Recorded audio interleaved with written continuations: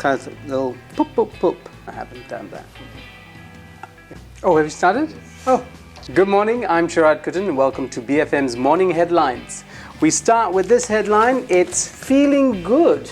Apparently, some politicians, leaders in government think we should be feeling good because third quarter numbers on the GDP are excellent. Well, they're 5%, that's hitting the target, and that we should maintain that momentum till the end of the year. NST also has the same story on its front pages. It adds a little more to the story by adding Robert Walton's Asia Job Index. Now that's another index that's telling us that Malaysia remains a place for multinationals to come to.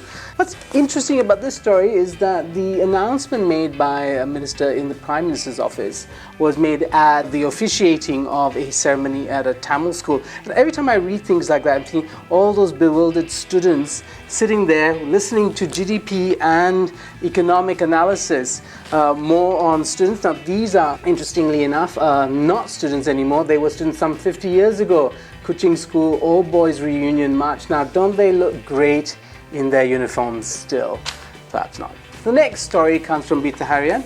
Another expose of corruption in the National Registration Department.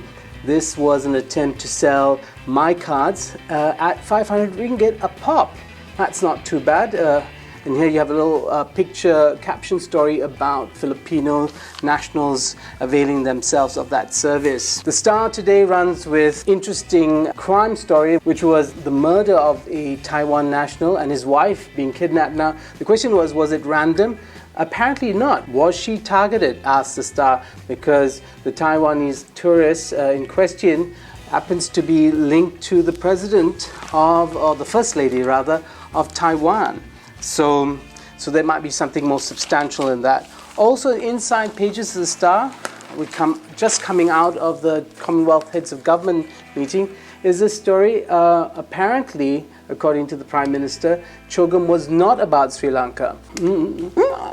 What's important to note is that Sri Lanka does chair the Commonwealth for the next 2 years, and its values and its practices and its reputation will have some impact on the Commonwealth as a grouping.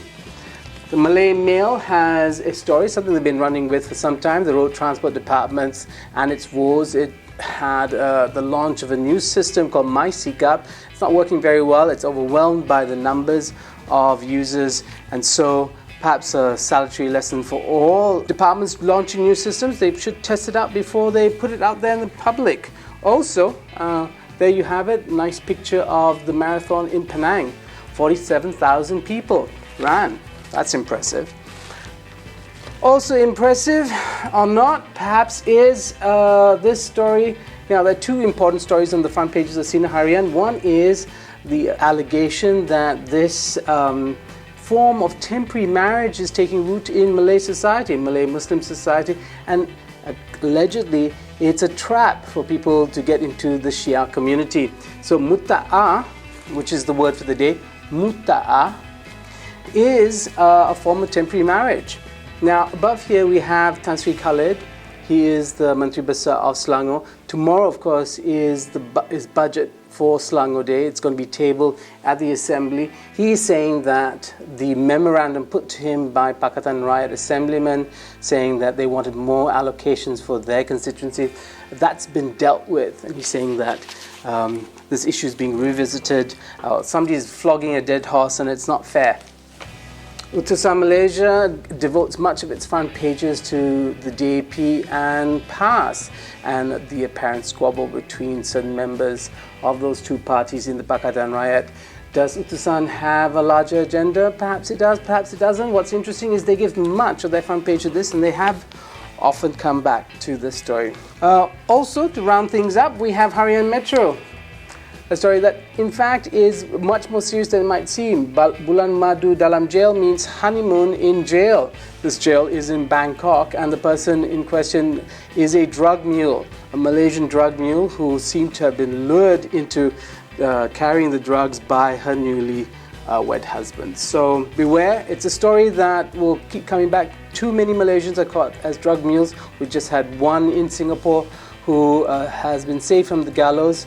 Thanks for that. But Here you have it, a story, inside story on how people become drug mules. Salutary lesson for all of us. Thank you for joining me. It's Monday, the 18th of November. We have 5 days to look forward to as Malaysia unfolds. Thank you. I'm Sharaad Kuttan on BFM 89.9.